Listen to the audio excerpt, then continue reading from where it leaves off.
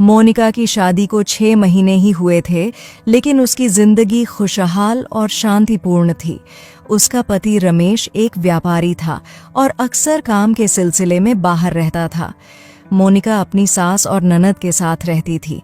उसकी सासू माँ बहुत धार्मिक औरत थी, जो ज्यादातर वक्त गुरुजी के आश्रम में ही बिताती थी।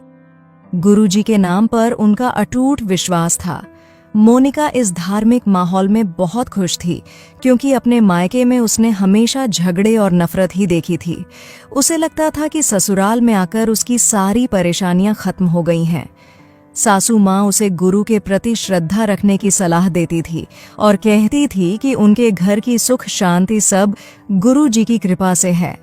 रमेश मोनिका से बहुत प्यार करता था। मोनिका बहुत ही खूबसूरत औरत थी। हट्टी कट्टी, गोरी चिट्टी और मस्त जवान थी, जिसके कारण कोई भी उसे देखकर उसका दीवाना हो जाता था। मोनिका के पति घर पर 1-2 हफ्ते के बाद ही घर आते थे। एक दिन मोनिका अपने पति का इंतजार कर रही थी। रमेश को घर आते आते रात के 11 बज गए। थके हारे घर पर लौटने के बाद रमेश फ्रेश होकर खाना खाने बैठ जाता है। नाराज मोनिका भी उनके सामने बैठ जाती है।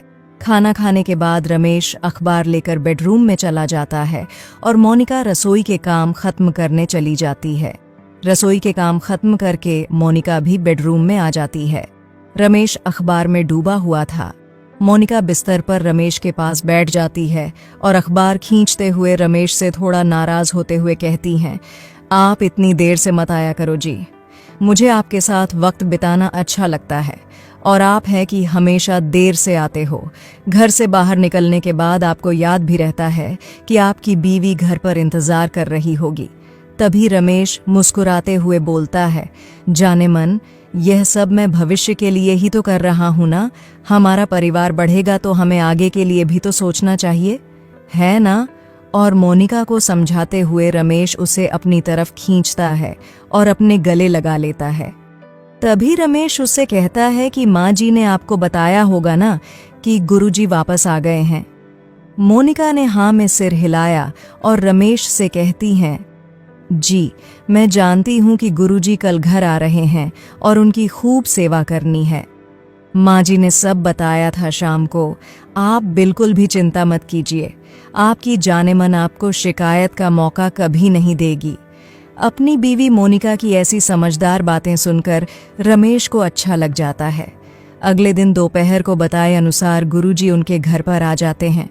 फिर एक दिन जब गुरुजी घर आने वाले थे, मोनिका की सास ने उन्हें विशेष सत्कार करने का निर्देश दिया। मोनिका पहली बार गुरुजी से मिली, उनकी बातें सुनी और उनकी कृपा से अभिभूत हो गई।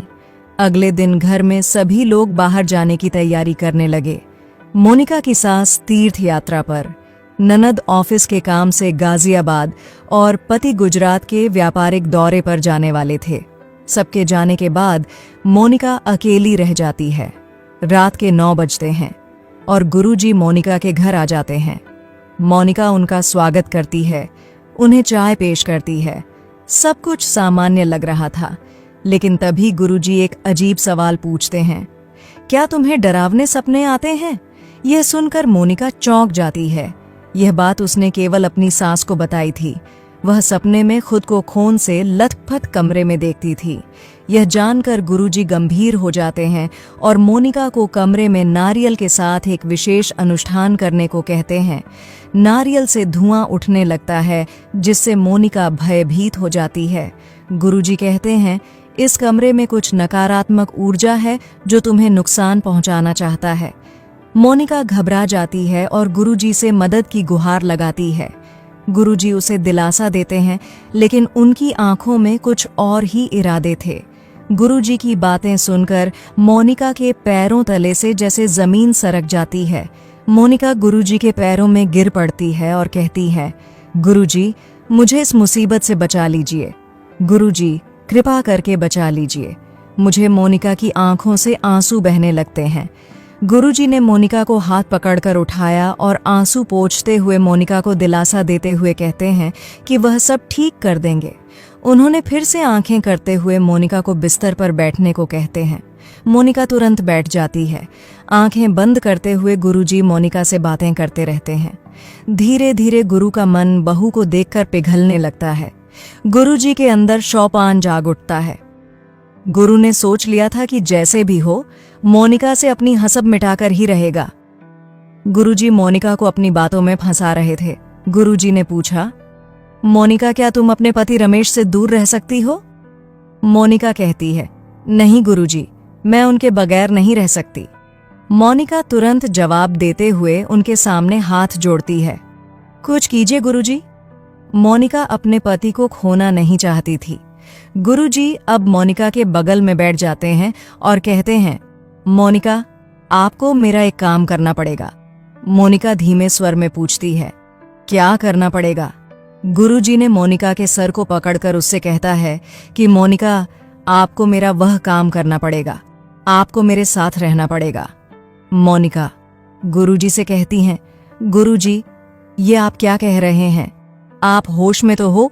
मैं अपने पति रमेश को धोखा नहीं दे सकती। गुरुजी मोनिका से कहते हैं, ठीक है, लेकिन एक बात याद रखना, आपके घर और पति पर जो मुसीबत आने वाली है उसकी जिम्मेवार आप होगी।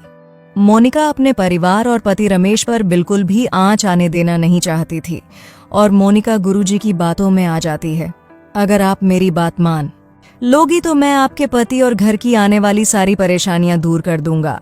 धीरे धीरे गुरुजी मोनिका के पास आते हैं और उसके पति रमेश की सुरक्षा का भय दिखाते हुए उसे मानसिक जाल में फंसाने लगते हैं। वो उससे कहते हैं, अगर तुम मेरा काम करोगी तो मैं तुम्हारे पति को सुरक्षित रखूंगा। मोनिका गुरुजी की बातों में आ जाती है और उस काम के लिए मजबूर हो जाती है और उस रात गुरुजी ने मोनिका के साथ वह खेल खेला जो वह खेलना नहीं चाहती थी, जो उसके जीवन का सबसे बड़ा धोखा बन गया। अगली सुबह गुरुजी बिना कोई शक छोड़े आश्रम लौट जाते हैं। मोनिका के पति और सास घर वापस आते हैं, लेकिन मोनिका अब टूट चुकी थी। वह फूट फूट कर रोने लगती है और रमेश और सासू माँ को सब कुछ बता देती है। यह सुनते ही परिवार वाले सन्न रह जाते हैं। कुछ ही दिनों बाद पुलिस उस ढोंगी गुरुजी को गिरफ्तार कर लेती है और उसका असली चेहरा सबके सामने आ जाता है। तो दोस्तों, यह कहानी हमें सिखाती है कि किसी भी इंसान पर बिना सोचे समझे विश्वास करना कितना खतरनाक हो सकता है। ऐसे ढोंगी लोग आपके जीवन को नरक बना सकते हैं, इसलिए सावधान रहे और सतर्क रहे। इस कहानी का अंत एक को उजागर करता है कि विश्वास अंधा नहीं होना चाहिए और सतर्कता हमेशा जरूरी है।